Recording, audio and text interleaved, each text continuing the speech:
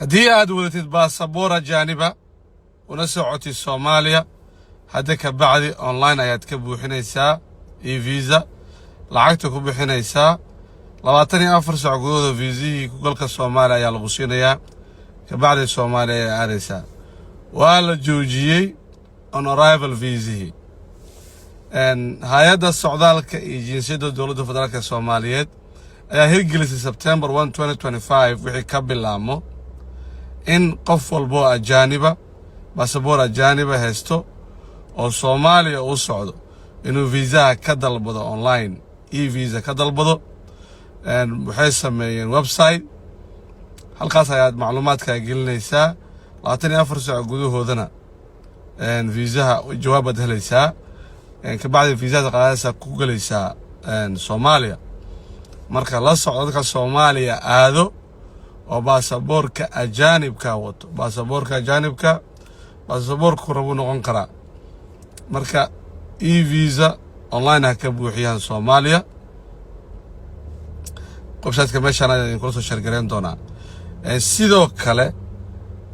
waxa exempt ah oo laga reebay aan u baahan e-visa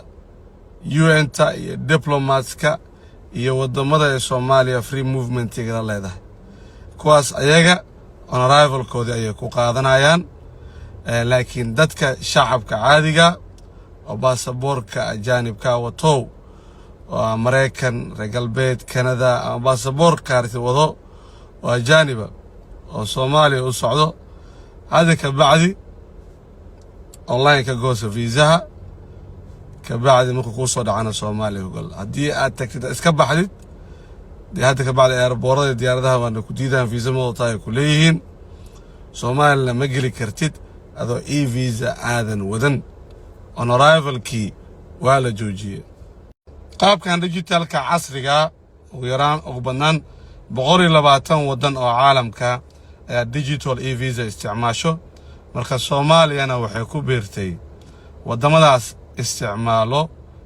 e-visa upgrade ay systemkii dhan ku sameeyeen laanta socdaalka iyo jinsiyadda dowladda federaalka Soomaaliya oo dhuxulo hogaaminayo si ay ula jaan qaadaan wadamada caalamka ku yaalo marka mustaqbalka arrinkan e-visa waa arrin fiican waa lacagtii la bixiyo musuq ma galayso waxay ku shumeysaa Ministry of Finance wasaaradda maaliyadda ku shumeysaa meeshii hadda markii on arrivalka lacagaha corruptionka iyo musuq jiray halkaas waxa ku soo haray musuqa oo lacagta dowladda federaalka u dhacaysa musuqina halkaas ku soo afjarmay maxaa farax